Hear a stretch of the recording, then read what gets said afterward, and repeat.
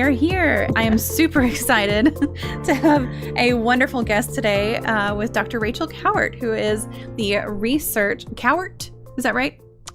It is Kowert, but Kowert, everyone okay. says Kowert, so all right. not dismay.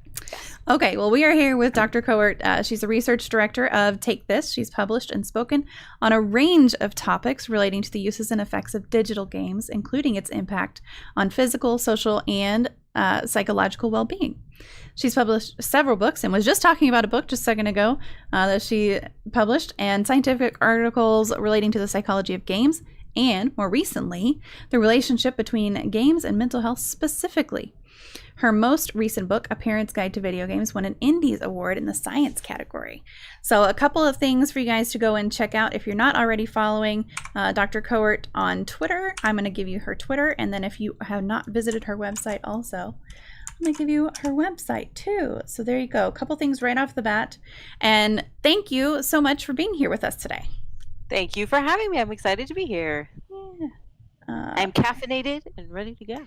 Caffeinated is important. Yes. It is. It's key. Caffeination is key and wonderful. So super excited to talk to you today specifically about, yes, caffeine is life. Absolutely, bite mark. Yes, you are correct. And if I look over here, it's because the chat is over here. That's okay. I've got two screens and I go back and forth. So it is all good. Oh, you know what? All right, chat, we're going to have a queue set up. So if you have any questions that you want to ask,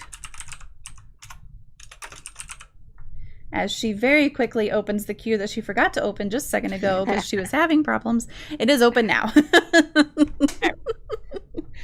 We do have a queue open. If you have questions as we go, feel free to pop those in there. !queue, add the note in, and then hit enter. It'll enter into a queue. It is one question per user at a time. So after we get to your question, I'll clear it out and you can ask another one.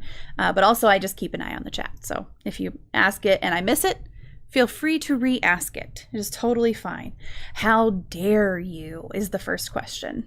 No, that's not really a question. Yeah, that's how my 5-year-old does. How dare you? Oh, he's 6 now. Yes. Aww. Engaged Family Gaming says, "Oh my God, hi BFF." Hello, sir. Welcome. Thank you for joining us. I haven't seen you in a long time. Engaged Family Gaming, if you don't know, very good resource. Okay. Family gaming, tabletop, digital, all the things. I love it. I love it. Could I get a shout out for Engaged Family Gaming so we can check them out? Or I don't know what a short thing to call you is, so I'm just going to call you family because we're all family. We're all family here, right? There you go. EFG. There you go. If you have a link you want to pop in, you're welcome to pop that link into the chat as well.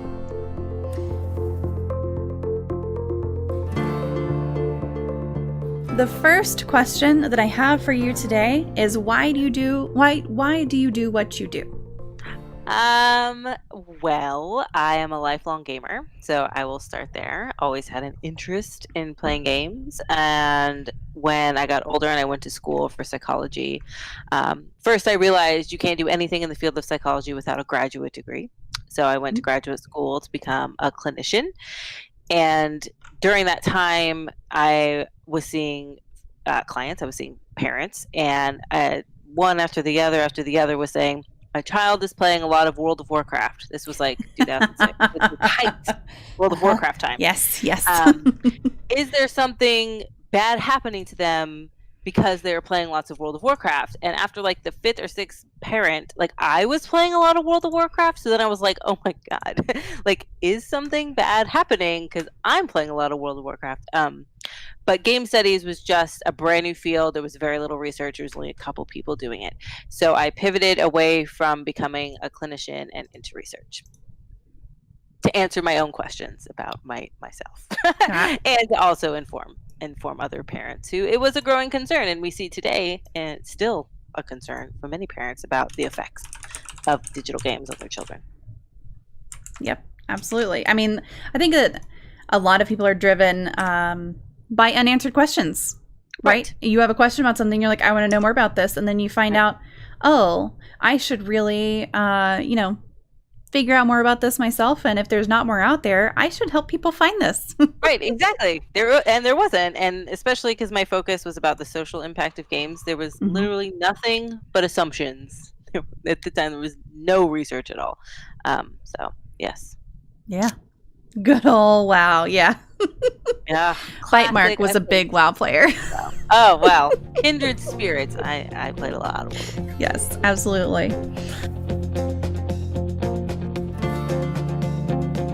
Do you have a favorite book and a favorite movie? A favorite fiction book, I'll say, and a favorite movie?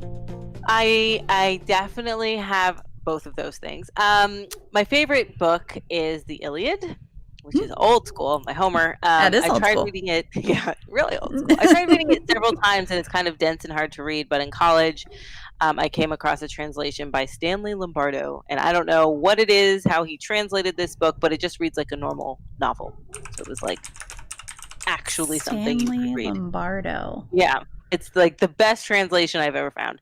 And I think that I like it so much in the same reason I like Game of Thrones, because it's just like all these different stories of like love and war, and they're all interwoven, and it's just an epic tale, and it's wonderful and lovely.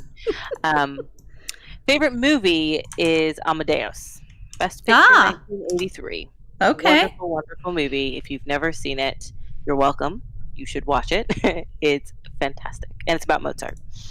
So you kind of have to like classical music to like it. I have not seen that. So 1983. Oh, it is so good. I cannot explain. Like, actually, the way I explain it is it's the only movie I've ever seen where I don't feel like I'm watching people acting. I feel like I'm like watching it like actually happen, because the acting is that good.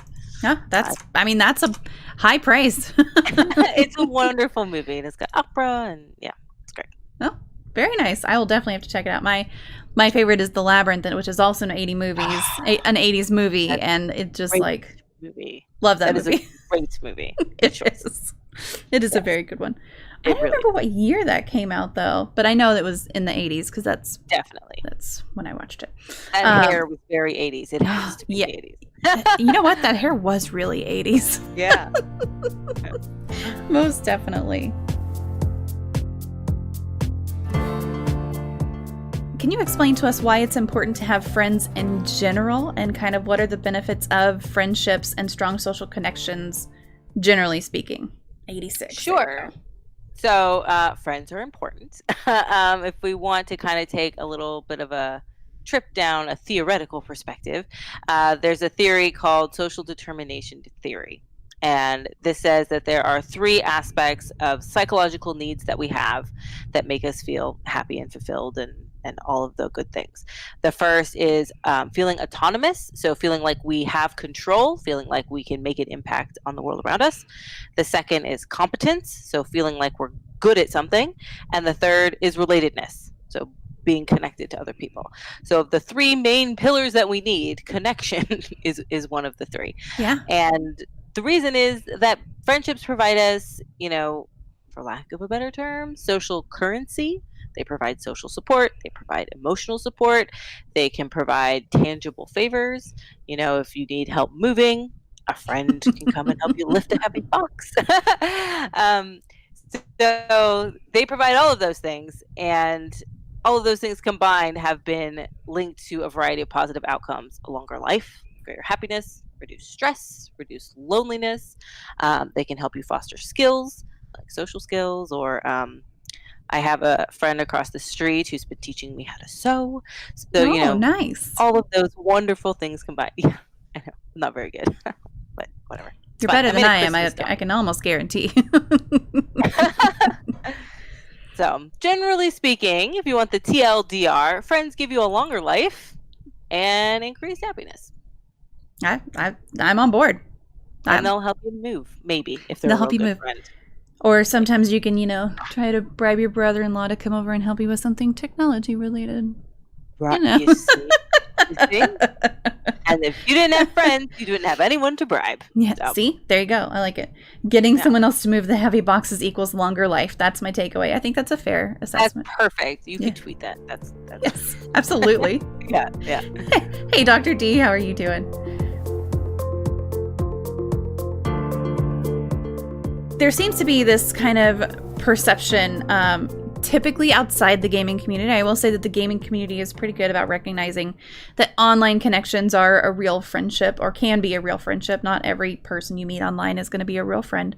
But there's that perception that face-to-face interactions are a little bit more valuable than a computer mediated interaction, or that those are less meaningful. Do you feel that that is the case? No. I do not. And I think that is a very pervasive assumption that people have. And from what I can tell, from people I've talked to and from research I've done specifically on that, is that the middle of the argument seems to be the fact that online friendships cannot provide tangible favors. Because online friendships are capable, equally, or in some cases more so adept at providing social and emotional support.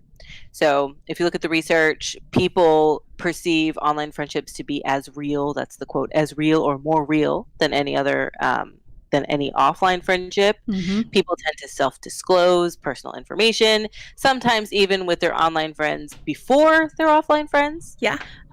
Right? Because it's a safe space. I can tell you about the problems I'm having with friend A without you telling friend B that I was talking about friend A. Right? So online friends can provide a function that offline friends cannot. And with the tangible favors, again, I was on the side of the road with a flat tire once, and I called my brother, and he hung up on me because it was early. So how's that for helping me with tangible favors? Right? So that's how I feel about it. Well, and I'll say, after my papa went missing in 2017, I really kind of rejoined the gaming community because I had been out of it for a while, and that kind of drove me, to find a little bit of an escape, but it was good because I met some really great people through RuneScape, and I actually did have Miss Fee. I don't know if she's here right now, but she sent me nail polish. Like, that is a tangible favor. I've got all kinds of nail polish back here, but but she sent me nail polish, and I sent her nail polish. So I think that it's, especially now, it used to be when I was in high school, it was like, you enter a chat room and the first thing is ASL. Well, that sounds really creepy, but now there's less of a focus on the chat room type interaction and more of the focus on like let's just all be in a giant group chat through Discord or through, a game or whatever. And it's really some pretty good interactions, even if you never meet some of these people face to face. And as far as disclosing stuff, like, it's way easier for me to say, I'm having a problem with my child right now, and I just need a vent. Right. Or I'm having a problem with my partner right now, and I just need to get it off my chest and move on. And it's like, I can't do that with a friend who I see every day necessarily, because then they're going to want to follow up with me later. Right. Or it'll change the relationship they have with your partner. Yes. Yeah. And when I was, younger, in the middle of the night, if I had a problem, you can't call your friends. This is pre everyone having a cell phone, because you can't call the house in the middle of the night, because that's not what you do when you're 17 years old. The parents will be mad. Gonna wake up mom and dad. Right. But now I can hop on Discord because I have friends in all time zones all over the world and be like, hey, I'm having a problem. So for me, I like to say they just serve different functions. I wouldn't say one is more valuable than the other. They're just different, and they're equally valuable. Yeah. But definitely valid. Venting to internet folks is way easier. It absolutely is. Yes. And there's research to support that. You don't have nonverbal cues. Again, there's like less social repercussions. You can, mediated text allows you to perfectly edit the message that you're sending. There's a lot of research behind that, making it easier.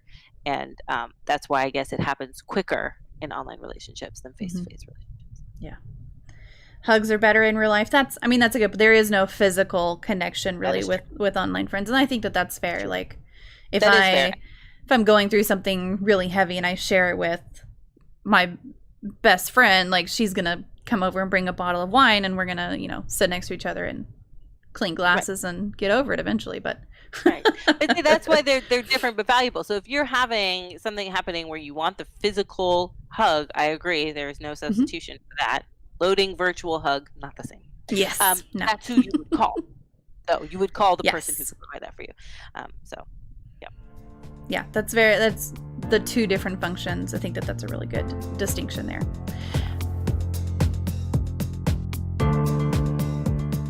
So does this computer-mediated socialization, kind of the online friends piece, versus the IRL friends piece, does one of those impact creativity more or mood more or health more or anything like that?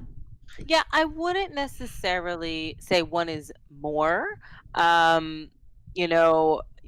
There's research to show that playing games improves creativity, like Minecraft, for instance. But playing D&D around a table with your friends also is linked to increased creativity. Mm-hmm. I think the argument, first of all, the argument is everything should be about balance. Like, you shouldn't be getting all of your needs met in a digital form. Probably, that's probably not good for you, I'm going to say. Everything's about balance. But being able to access Minecraft, I live in Canada. When it's really snowy and cold and you don't want to go outside, it's great to have the option to have Minecraft and play that with your friends. My daughter plays Minecraft with her neighborhood friends. They're in a private realm, and she can do that because it's -15 outside and not super great for building a snowman. It's a little too cold. Yeah. So yeah. I wouldn't say one is better than the other, but yeah. No, I mean, and that's fair. I mean, they can all.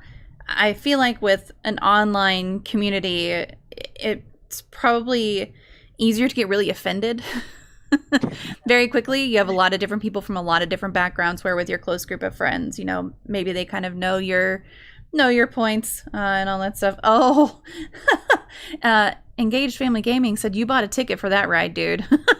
Oh, that's hilarious. Okay, but I did buy a ticket. I love Canada. Yeah. The opposite could say, see, there you go. That's what I was just going to say, by Mark. The opposite could be said for me, because when it's 110 degrees outside in the summer, I ain't going outside if I can help it. No. Right. Let the record show I am from Texas, so I understand what 110 in August in Texas feels like. You also, definitely go outside. Yeah, absolutely. So, you bring up a really good point about mediated socialization. It's good and it's bad. So people get offended more easily because you don't have the nonverbal cues, because you can't hear sarcasm in the inflection in the voice or see them smiling or whatever. So there's always like a flip side.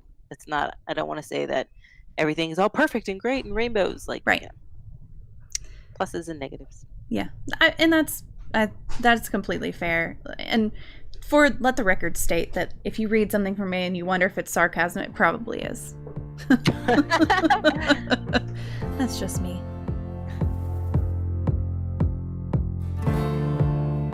How does mediated socialization impact our ability to socialize in non-mediated contexts? So this was the focus of my thesis, because the primary concern I was getting from bonus points.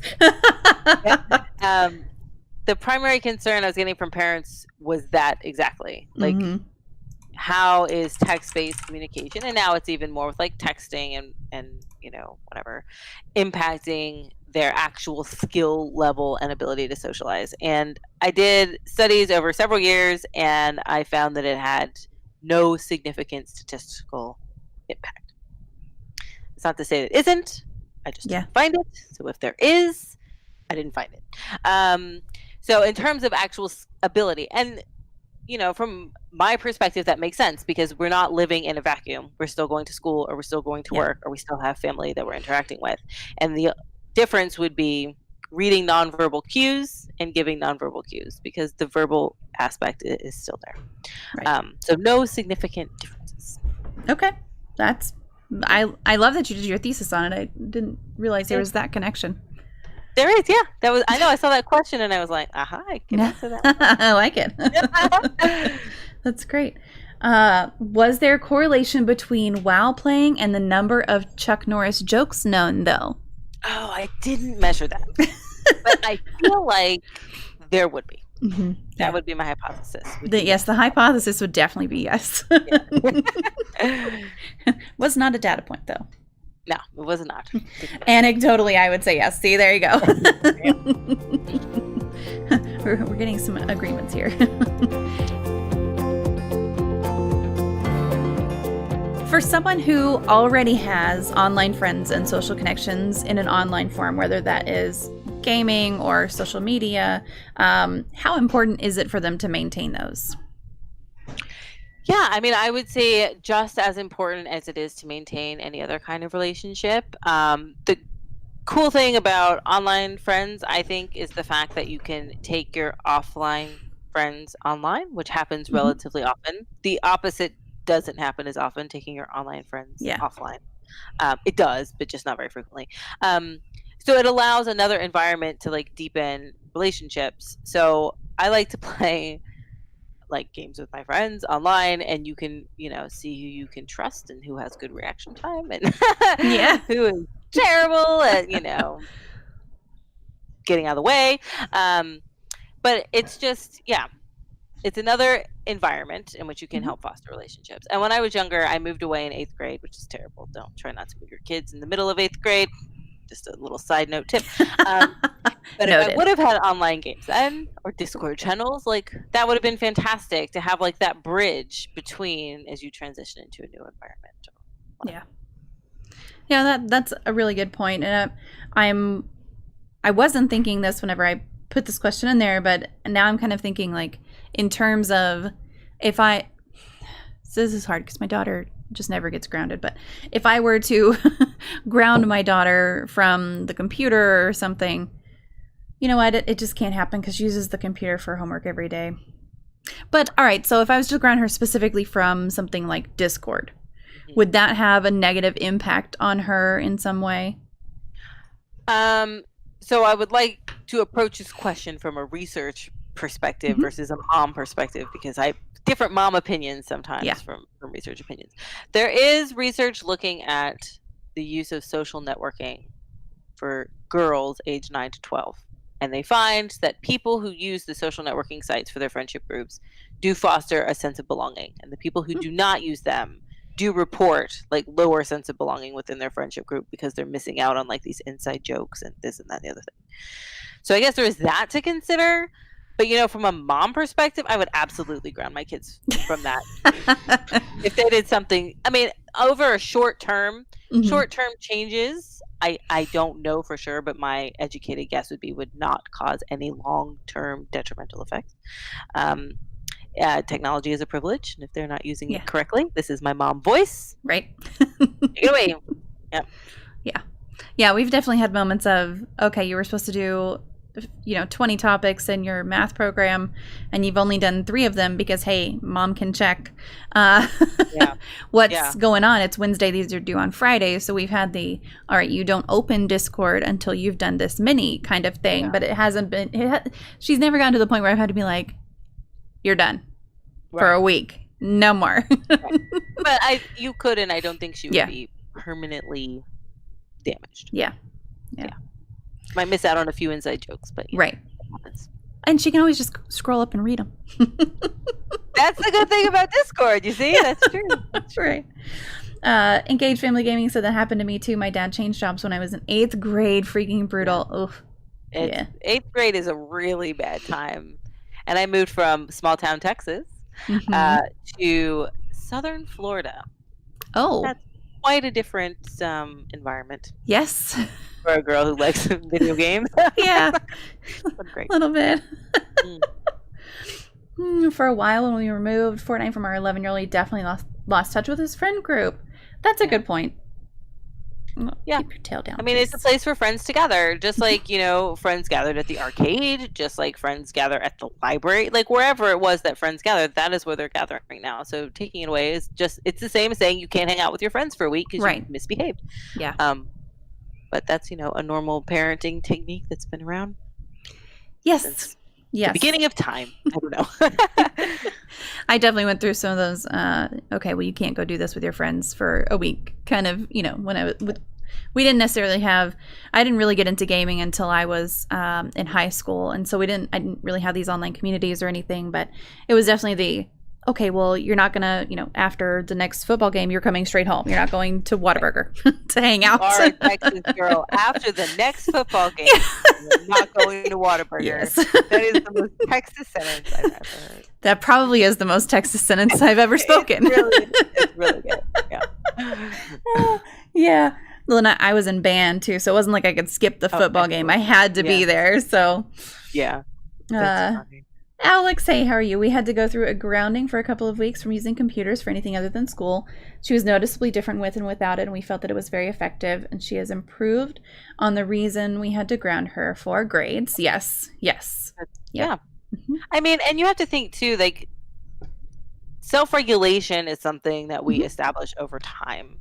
So it's hard to regulate, like, oh, but if I just push this button, all my friends are here and they're telling jokes and it's super fun. And oh, if I push this button, it's like math homework. Yes. So I mean, they learn that over time, and you teach them over time. So that's awesome that worked for you and your child.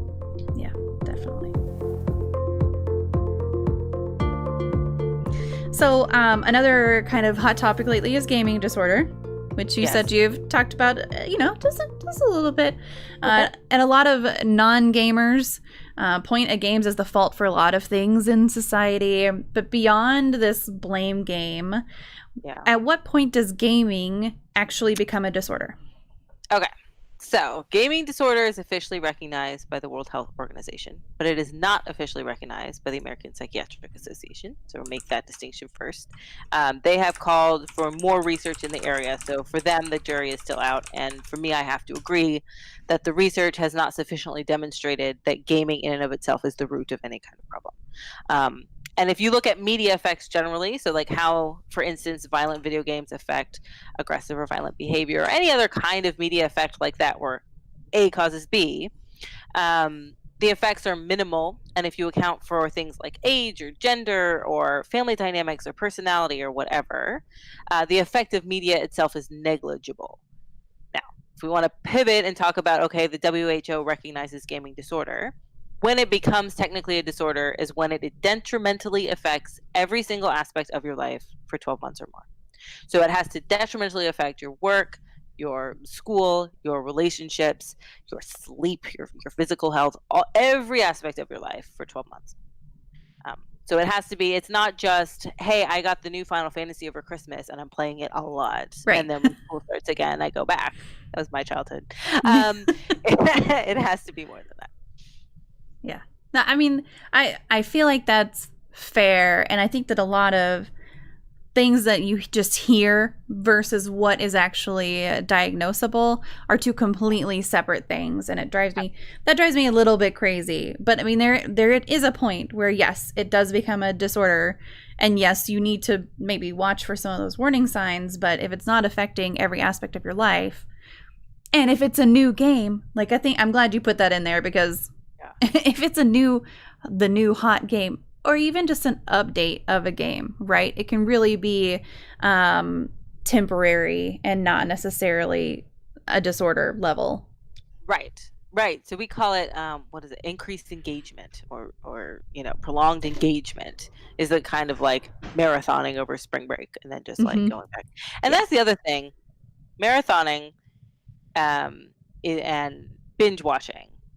Whenever you talk about people who watch all the Netflix stuff, you're either marathoning it, which is like positive, or you're binge watching it, which sounds like inherently negative. So why is it like, okay, I'm perfectly normal with binge watching all 3 seasons of Legion, okay? But if my child committed the same amount of hours to prolonged engagement with Fortnite, I would say that that's a problem, even though their interaction is far more active than sitting and watching 3 seasons of Legion. Which was awesome, by the way. So yeah. Well, I'm from here on out calling my binge watching marathoning. I think that's a much better term. I love it. It's a marathon. Yeah. And that is a really good point, because gaming, definitely the game itself is interactive, but then also if it's a game that you're playing with other people, then you're interacting with other people too. Where marathoning Netflix, maybe you're sitting there watching it with 1 or 2 people, but you're not interacting with them. You're not interacting with the show. There's not that level of engagement. I think that's a really, that's an interesting thing that what are you doing this weekend marathoning? Okay, hang on. Not running a marathon. I'm marathoning The Mandalorian. Yeah. baby not Yoda is life right now. Okay, we thought that was Yoda for a while. So there's a big argument in my house right now because I call him Baby Yoda, and it's obviously, well, I don't know. Obviously, I guess it could be Yoda, but I think timeline-wise, it's not possible. So we're calling him Baby not Yoda because they haven't named the race, right? Yeah. So that settled the argument in my house. My husband is very much like, it's not Yoda. Yeah. Yeah. So my my husband and my other kids, pretty much, not necessarily the oldest. He's not as into Star Wars as far as I can tell at this point. But they were watching Mandalorian, and then they started watching from episode 1. I think they watched up to episode 3 this weekend, and I'm just like, y'all do you. But I heard all of the arguments for it's Baby Yoda, it's not Baby Yoda, it's Baby Yoda, it's not Baby Yoda. Like, I'm just gonna revel in the glory of whatever he is. Yes, he's adorable. We call him anything. He's adorable. Yeah, green baby. Yes, baby alien or baby goblin. Either way. Okay, so Engaged Family Gaming has a question on prolonged engagement. How do you account for the difference between an adult binge watching 3 seasons of Legion to an undeveloped child putting the same amount of time into Pokemon? Well, is that different in brain development? Is the difference in brain development relevant? That was hard to say. In brain development, maybe in terms of, again, self-regulation, it might be harder for a younger person to regulate, like, hey, I should stop and eat now, right? It might be harder for them to be aware of that kind of regulation, but I wouldn't say there is a difference in impact. Because again, media effects are minimal and generally negligible. But yeah, I mean, make sure your child is eating and sleeping properly. When it starts to impact like their sleep or their eating or hygiene or these kind of basic needs, then yes, absolutely you need to intervene. But I hope that someone would intervene if I was sitting on Netflix long enough for that to impact me as well. Yeah. Right. Yeah. Okay. So maybe it's possible. I can't say that I've seen research. I can't cite research off the top of my mind about if they're less likely to be able to regulate that behavior appropriately. But I think developmentally wise, that would make sense. So keep an eye on your kids. Yeah, the self-regulation piece is one that I really hadn't given a lot of thought to. But just so we have a 12-year-old. My other 12-year-old's going to turn 13 on next Monday, so goodness, teenager. I know. Just seeing the way that they interact on the computer, and it's a little bit different because for both of them, we only have one computer, so they have to share. So there's that type of regulation. Well, you've been on the computer for an hour; it's time to give your brother a turn, yeah. kind of thing. But if one of them isn't home, there's definitely that. I can see the point where either my son or my daughter, all of a sudden they're like, okay, I've had to pee for so long and now I have to get up and do it. Like, right. And so that self-regulation piece, I would love to hear more about that for sure. Yeah. Now? Oh no, I'm sorry. I was just reading the general wanted me to ask that question. The good doctor knows that we agree. Yeah. I mean, I think, no, I meant to say I need to do more research on how to help them build that skill in themselves on an ongoing basis. And it is, a lifelong thing. Yeah. Like, when I was getting my Ph.D., I have a colleague, I won't name him, maybe he's watching. Hello, colleague I am talking about. But he would install those things on the computer so you can't open Facebook, right? Because he's supposed to be writing his thesis, and he was so distracted that he just wanted to, escape from the perils of graduate school, whatever it is. Yeah. So even like adults have problems with it. So, yeah. I mean, look, I like some food, so yeah. I have plenty of problems with self-regulating for that. I mean, I think that there are a lot of different things that people have. Yeah. People have their vices, and people have other things that they have a hard time self-regulating on. But it's definitely something that I want to look into later. For sure. And games especially, because they are developed specifically to keep you engaged. Yes. Right? That's what makes them fun. So, yeah, no kidding.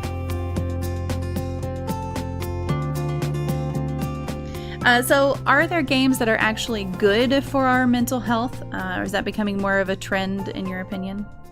Yeah, I think there's definitely a trend for people developing games specifically for mental health awareness or mental health education. Um, I know that you mentioned some. Oh, I'm getting ahead of myself. I have like a list of the talking points. You're fine. So I am coming out with a book in January. It's called Video Games and Wellbeing. Press start, and it is specifically, each chapter is about different skills and abilities related to psychological well-being that games unintentionally teach us through in-game mechanics. So things like resilience, persistence, flexible thinking, mindfulness, goal setting, all of these things. So generally speaking, any game across genre can have these mechanics that do unintentionally teach us how to, persist until we kill Bowser. Right? It is teaching us, like, okay, you failed, but let's try again. Mm-hmm. So in that sense, games are generally can be positive in impacting our well-being. Books are like that too. Yeah. So Bite Mark said I'm pretty good about eating, drinking, etc. when I'm doing game stuff, but when I'm programming solutions, I am not there to realize I have those needs. I used to be like that with games, but I've gotten better. Yeah. Yep. My husband is the same. Yeah. The same. I'll be like, have you eaten today? Yeah. Right. Yeah. Yeah. Yep. It's a hard fair when question. Your attention is very focused. Mm-hmm. Yeah. Well, and we were talking about this in a business context just a couple weeks ago. The week before Thanksgiving, we had this big meeting, and we talked about I don't know if any of you are familiar with Insights Discovery, but it's this program, or it's this essentially very in-depth quiz that you take, and it gives you personality traits, and then you read it and you do it for, how valid is this for you, and here's some things, here's how you communicate with your opposite, here's how you communicate with your the people who are right next to you. And whole thing was our team found out that we have no green in our group. So it's based on the four colors, red, blue, green, yellow. And green is essentially the have you cared for everyone today? Like the care and feeding of the team. Is everyone's health doing okay right now?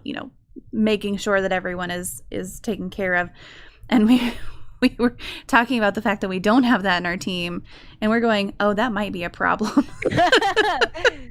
Because when hire needs to be, I know. Well, and we seriously did talk about the next person we hire. We need to not get someone who is more like a lot of the rest of us, who are this shit needs to get done right now, and we're gonna work ourselves to the bone until it's done, and then it'll be over and we can take a breath. We need someone who's like, yes, it needs to get done, but also you have to eat. Right. Yes, it needs to get done, but also everyone needs to sleep right now. It's almost as if it's about balance. Yes. Yeah. And I think that the problem that we have in our group is that we like to hire people who are like us.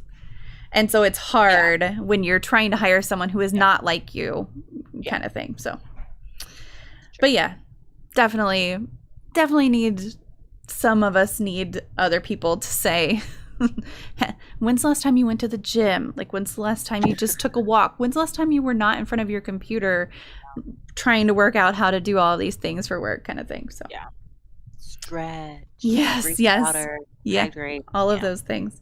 Yeah. Oh man, this is off topic, but we had a water drinking contest at work not too long ago. It was miserable. Oh. How much water? I hope not unhealthy levels of water. No. It was it was not unhealthy levels of water, but we had someone who's not in our group say, hey, I've noticed y'all only ever get up, because collectively as a group we have a tendency to, I'll get up and I'll be like, hey, does anybody else need water? And everyone looks down at their glass that's been empty for 3 hours, and they're like, oh yeah, we do need water, let's go get some. And so, or someone else will stand up and say, oh, I'm gonna go get some tea, does anybody want anything? I'm like, oh, I could use some more coffee, let's go. Right. So she noticed that our group doesn't get up for these things. And she was like, okay, here's what we're going to do. Y'all are so driven. Y'all are so motivated by getting stuff done. I made this board, and we're going to tally how many times we drink water today. And it was like, we all got up more frequently. And so we need someone like that in our group. But yeah, you need someone to have the board, like, more water. But also we had to pee a lot that day. Well, yeah. That's the other side of it. We were not used to it. That is gamification. That is a good freaking point. That is gamification of your just daily health. Point. Looking at the chat. Bite mark made it. Yes. Yes, you do get the points. Absolutely. Yes. So Bite Mark says, do you feel that games like Dark Souls, which are designed basically around failure, just insanely hard, are better or worse for developing that persistence? That is a wonderful question. I don't know. I'm actually doing a panel at PAX South in January. I will be there. Yay! Awesome. Well, you know what? I will do some more research to answer this question because it's about frustration tolerance and how games that are built, like Dark Souls, to be frustrating, like why they are enjoyable. So yeah, I don't know specifically related to persistence, but that's a wonderful question that I will absolutely Google later. Yeah, there you go. Yeah. I mean, there's frustrating games like Dark Souls, which is just difficult, and then there's frustrating things like the grind of RuneScape after you get past certain achievements. I think that those are two different frustrations. Yeah. I mean, and then there's the frustration I feel when I play any first-person shooter. There's that. I have broken several mice because I'm not very good at them. It's very frustrating. Yet I still play. So yeah, there you go. Mystery.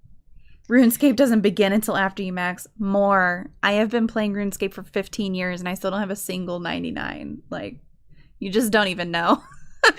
Oh my gosh. Maybe you should have been on my frustration panel. Just to talk about RuneScape. Oh man, yeah, You'll be the special guest to be like, yeah.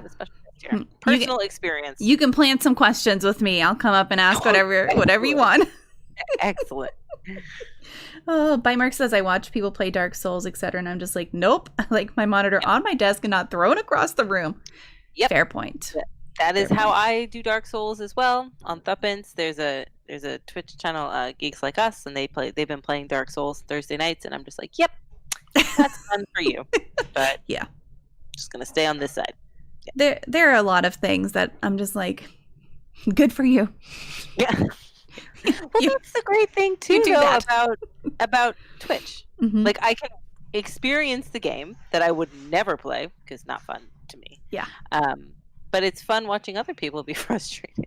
Yeah. Yes, most definitely. And the game is beautiful. Yeah. Alex said I like to play games like Dark Souls because it helps me learn to enjoy failure and recognize when I'm not having fun because I am pushing my personal expectations too hard. Excellent point. I don't know that I ever enjoy failure. No, it's just I don't have that. but it's different in a game. It is, right? It is very. Yeah. Maybe it's like the endless possibilities. You know, like, what's that game? What is it? Resident Evil, where you have to have the ribbons to save your game. That failure I don't like because that is finite. Yeah. But if I have endless lives, I can keep coming back. Then maybe it wouldn't be so bad. Yeah, dying and starting over from a save point is I don't mind failing as long as there's a save point. That's a good distinction. Right. Like if I fail and then later down the line there are more consequences for that failure before, then I'm annoyed. Yeah. Yeah. To each his own. Like, that's why there's games of all genres everybody likes something different. Yep, absolutely. And I don't mind watching other people play those games. Like, I'll watch someone play it and just a little bit of a distance there. Yeah, exactly. Oh, I got pretty frustrated today on stream. I set everyone on fire, then loaded back in to try again. Fair. I feel like that's okay.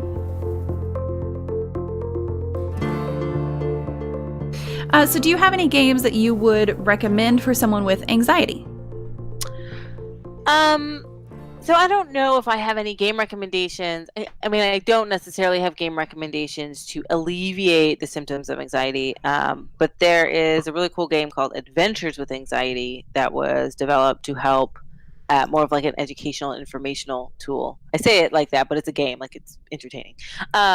but to show players what it's like to experience anxiety. I love that. That one's quite cool. And then, like, on the other hand, like, its equivalent for depression maybe would be like Depression Quest. Like, it's a game.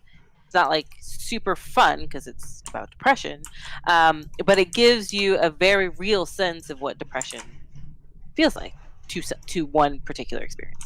And that one's called Depression Quest. Yeah. Here it is. Okay. It's a text-based game. It's really well done, actually. But, you know, it's kind of like, do you watch that show? Have you seen on Netflix, Black Mirror? I have, yes. Okay. So you know how at the end of the episodes of Black Mirror, you're kind of like that's how you feel, that facial expression. Mm-hmm. That's how you feel when you play Depression Quest. But you will definitely have a better sense of like what it can feel like to some individuals. It's not like happy. Yeah, I feel like that's a great thing to have in your back pocket if you are diagnosed with depression, you're diagnosed with anxiety, to say to someone who's like, I don't get it. I don't get what you're talking about. I don't get how you feel. I don't understand. You can say, look, if you really want to understand, go do this. Yeah, for sure. And Depression Quest is really masterfully done, because as you go through, depending on the choices you made before, you can still see all the choices, but some of them start to get scratched out. Mm-hmm. Because they're like no longer feasible options. Like the state of mind in which you were in, like you cannot do those options anymore. And it's really eye-opening. Yeah. I'm going to have to check that one out for sure. Yeah, it's good. It's good. So is there an overall well-being strategy you would recommend to anyone with or without an underlying disorder? I will start with, if you are seeking some kind of difficulties, please seek a professional. That's always a good go-to. Mm-hmm.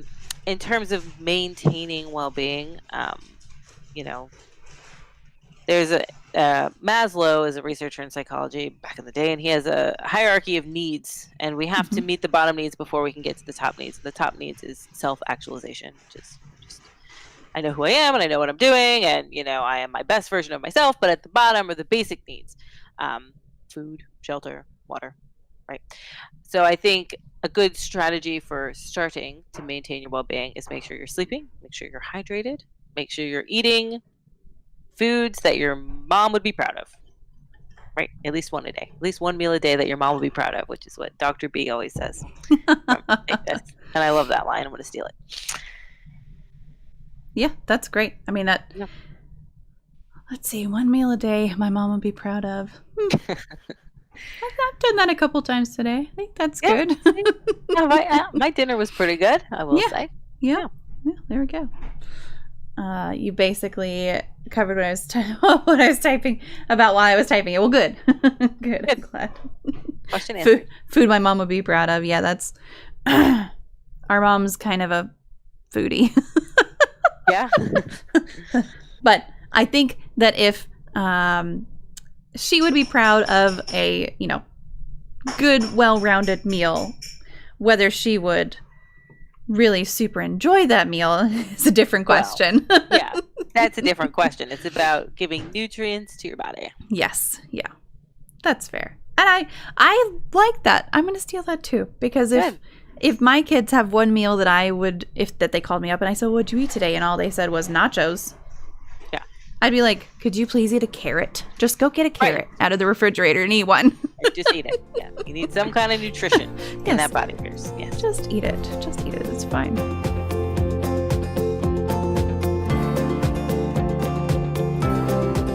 So if you could change one thing about the mental health field or people's views of mental health professionals and educators, what would that be?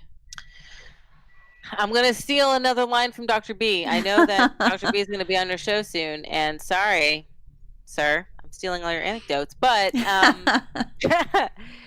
one of the biggest, I think, misconceptions is that diagnoses are a fit set of characteristics, and that one person with depression is just like presents themselves in the same way as everyone else with depression, for instance. But one experience is not everyone's experience. So what Dr. B always says is there are 9 characteristics that you need to meet 5 of the 9 to be clinically depressed, But if you think about two people could only share one of those characteristics, right? Mm-hmm. Because they only need 5 of the 9. Yeah. So there's no one size fits all. There's no, oh, my uncle is also depressed, so they're clearly having the same experience that you are having right now. I think it's really important to understand that everyone's experience is different. And diagnoses are not just like a fit set of like, okay, you're in this box and this is how you are. That's my soapbox for today. I think that's a great soapbox, because I'm diagnosed with chronic depression, and if I have depression and I tell that to someone, especially at work, I feel like my friends and family are far more understanding than sometimes work family is. Right. So if I tell someone, why I have depression, I'm having a really dark day, and they're like, no, you're not. You were just laughing. Like, my Exactly. cousin is depressed and she can't even get out of bed. And I'm like, well, that's not the same. Right. That's a perfect example. Yeah. It's not the same. Yeah. You're the guest. You get to walk around on all the soapboxes here. Absolutely. Stand up on that soapbox. If you follow me on 100%. Twitter, I get on soapboxes like once every 2 weeks. I'm just like, this is a rant. I ranted about gaming disorder a couple weeks ago. I was like, I can't stand it. So, Yeah. Thank you for the soapbox. Yes, absolutely. You can't have a broken arm. You were just carrying boxes. Yeah. Right. Right. Mhm. Yeah. Exactly. Yeah. Gaming disorder, not necessarily gaming disorder, but I feel like a lot of people blame games for things, and it just doesn't even make any sense. Some of the things that they say. It doesn't. And, that goes down really to like the most basic level of humans are cognitive misers. We're lazy thinkers, and we want simple answers to complex problems. So if we see that there's been a mass shooting at a school committed by adolescents, the easy answer is adolescents play a lot of video games with guns, so those must be connected. Scientifically, there's no evidence to suggest that is the case. Yeah. Just so you know. Literally thousands of studies, and there's no connection, but we still see it. Like, even this year, the president of the United States made a comment about video games, and it's like, we have no scientific evidence, but we just want an answer that we can handle that, we can tackle that. We don't want to tackle something more complex because that's too difficult. Yeah. So let's just do that. But again, and video games too are just the latest in a long list of things that get the blame. Crossword puzzles were blamed because they might promote literacy, and that would be terrible. Elvis, right? Elvis was blamed for lots of things. His hips, his music, no good.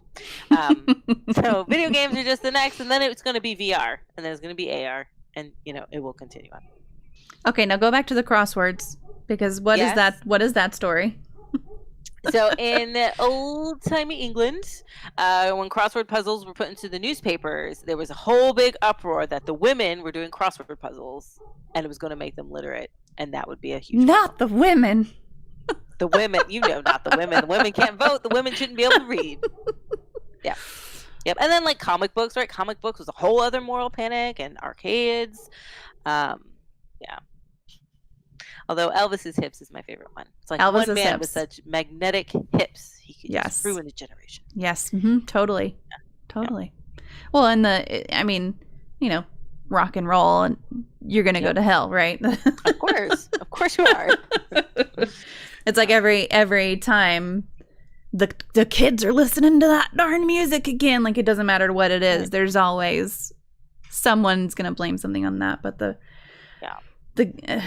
all of that stuff, AC/DC is my favorite band. Straight to hell. Straight to hell, Alpha. Straight to hell. There's no saving you. I mean, they have a song about it. Come on. That's funny. Yeah. But the new technology, new changes. I mean, it's scary, and I understand, but media effects, at the end of the day, are small. Yeah. Yeah, we had whenever all of that president tweeting about video games causing mass shootings, I went on quite the rant as well, just comparing the amount of revenue that a country gets from gaming versus the number of mass shootings. And it's like Japan. Okay, so how come this is just in the US? How'd we manage to do that? Don't get me wrong. It's definitely a more complex answer. We screw plenty of stuff up here just in the US, but how did we manage to scientifically mess this up somehow? Not good. And it actually does continue to surprise me that video games continue to be blamed for violent acts, especially at this point when there's like thousands and thousands of studies. But lazy thinkers. Yeah, I mean, they don't even look at the research. That's a good point. Clearly, obviously, because if they did, that would not be the answer. But I mean, it's not as good of a soundbite. Like, it is a complex mix of social and economic, blah blah blah. Mm-hmm. If women can't read, how are they going to read recipes to make my pies? Alex, I will make you a pie. It will be only for you. I don't think you want to eat that pie, Alex. I'm going to say, don't eat that pie. So Alex has a question. He says, what are your thoughts on escapism? Escapism is one of the motivations that people use to play games, just like some people play because they like a sense of achievement. Some people play because they want the social interaction. Some people play to escape, and it's not necessarily negative. It's usually framed in a way that makes it seem negative, but I like to read books to escape to other worlds. I like to watch Game of Thrones to escape to Westeros. So yeah, it's just one of the main motivations that people have or can report having for playing games. Which, of course, it's a great sense. You get to take on a character. If you play, I'm a role-playing game kind of girl. Live out your medieval dreams, whatever it might be. Mm-hmm. And I think reading is a perfect example too, because, well, it took me 2 months to finish the book before. 3 books ago, it took me 2 months to finish a book, which is highly unusual because the next book I finished in 3 days. Oh, wow. So I read quite a bit, and the reason that it took me so long to finish that one book, great book. If you haven't read the book Biased, where's my phone? Well, I'll find a link.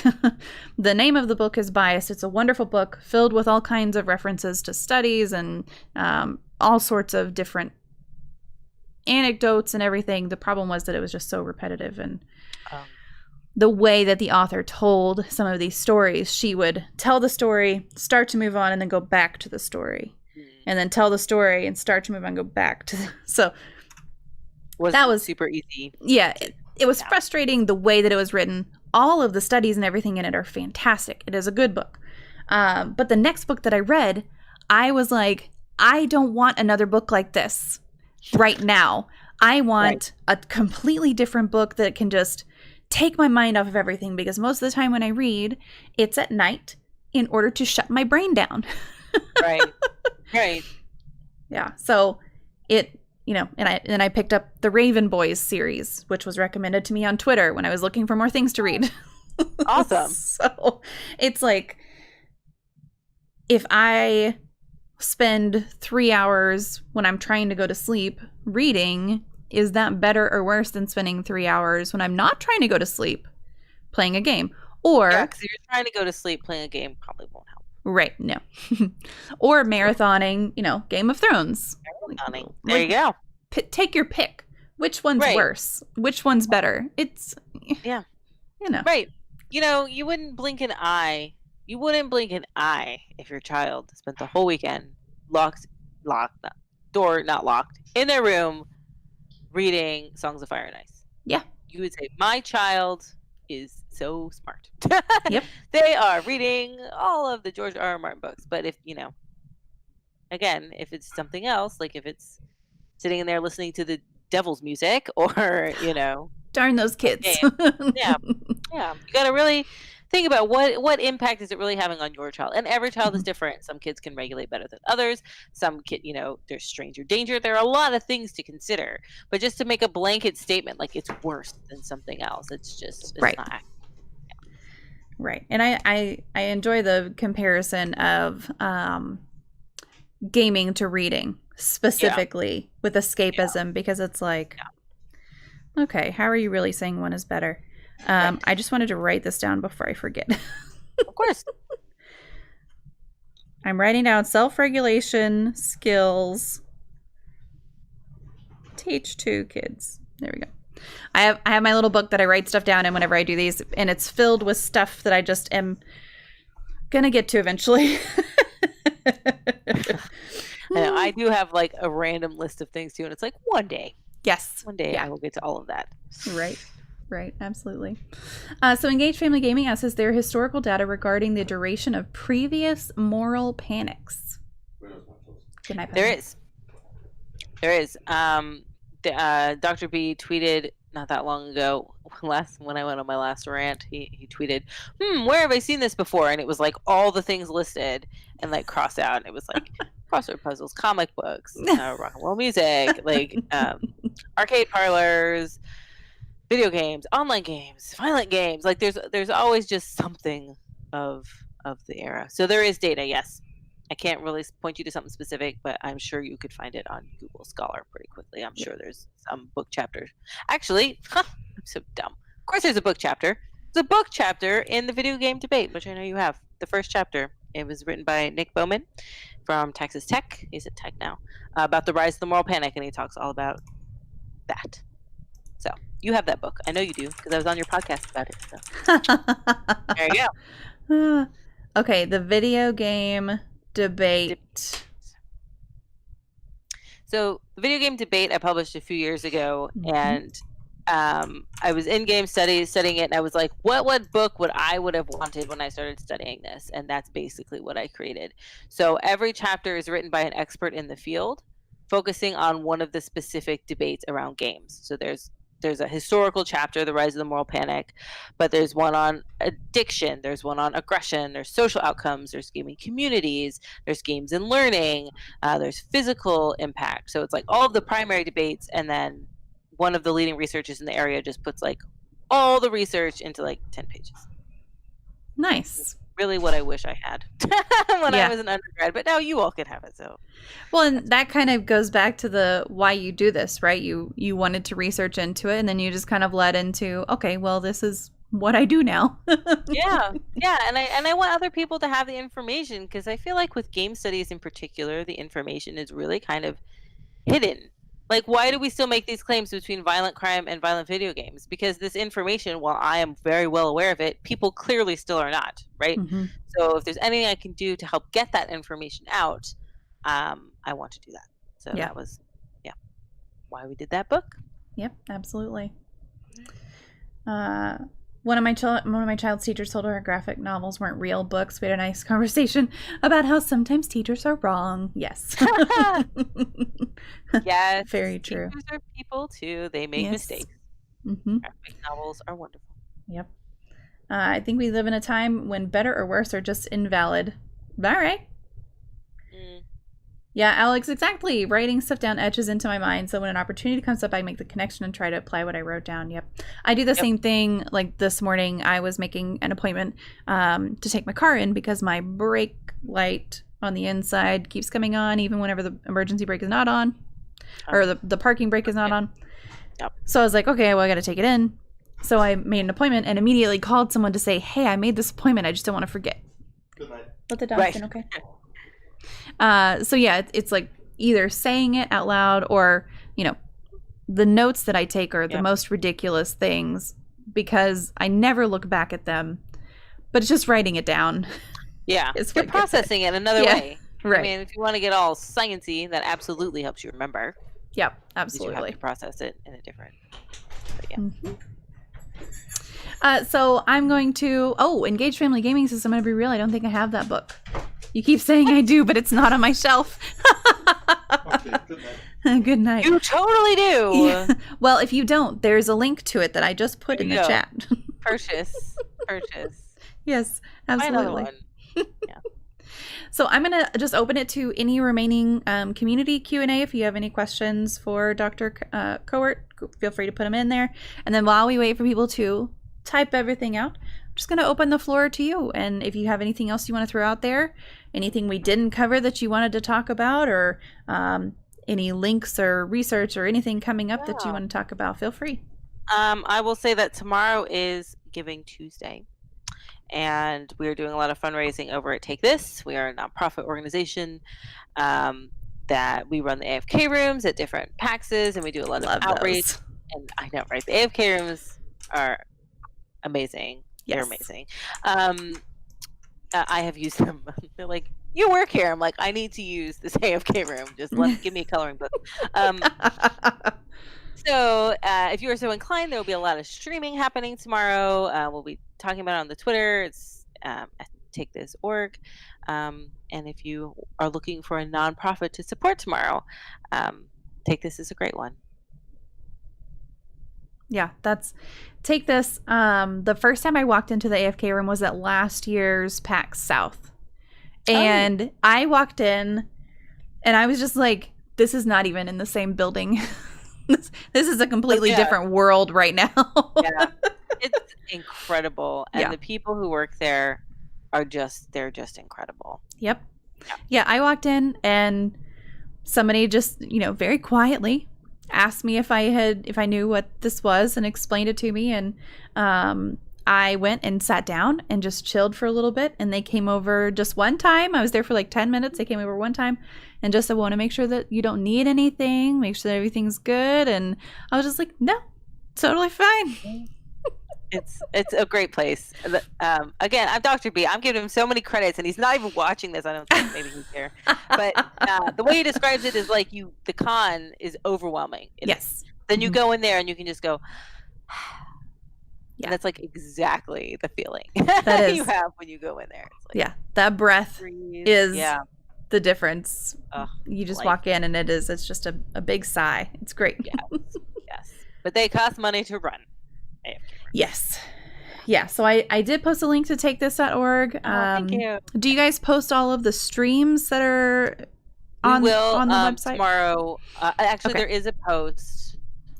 Let me see. I'll find the post. I think we put up a post on the blog. But all day tomorrow we will be linking all the different streams, and there's a bunch.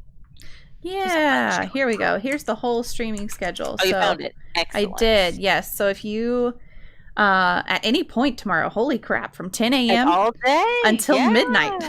Yeah. And we have some wonderful ambassador streamers, and it's all different. I think there might be some singing in there somewhere. I love There's it. some chatting. There's some gaming. A little bit of everything for everyone. Yeah, that's great. Yeah. Did I miss the serial killer question? We did not do the serial killer question today. And I that's don't okay. have a favorite. That's fine. That's why we talked about movie choices. I Yes. gave you the nugget of wisdom about Amadeus. Yes, I absolutely. feel like Which I I'm have enriched your looking lives. forward to that one. It's so beautiful. It's long. Not good for kids, but it's a beautiful movie. That's okay. Sometimes I need a non-kids movie. True. Honestly. Have you seen? You have not seen Frozen 2 yet. I have not. My daughter went on a date this weekend to see it without me. I'm surprised you didn't go and sit in the back row. Well, so the boy's grandmother went with them. Okay. So I was like, okay, She got well, to see it. yeah. But I am looking forward to it. I saw a preview whenever I took the kids to see Maleficent. Okay. I saw the preview for Frozen 2, and I was like, okay. I liked the first one, but this one looks really good, so. It's good. I think it is. My 4-year-old might have been a little too young. Yeah. But I enjoyed it. Yeah, I feel like 4-year-olds, taking them to the movies is just it's already a risk, right? It is a risk. It was her first movie, and all her friends from school were going, and I was like, okay. But even a loud noise is scary to a 4-year-old, especially in the movie theater. Right. Yeah. I will say the 4-year-old next to me, bless her, crawled into her mom's lap and was crying and said, I want to go home. I want to go home. And I was like, I don't blame you. It's scary. But yeah. I'm sure at 12, your daughter was fine. Yes. She was totally fine. Yeah. Okay, well, if there are no other questions or nothing else that you want to say, I will just say thank you very much for being here today. Yeah, thanks for having me. Yeah, absolutely. And again, if you have not checked out Dr. Kowert on Twitter or her website, I'll post those again for you. And chat, give me just a minute to disconnect with our guest, and I will be right back playing something. I'm not sure what quite yet. We'll see what we're going to be playing. Bye, guys. Oh, Bite Mark says, thanks so much for being here. Of course. Yeah. All right, chat. Give me just a second.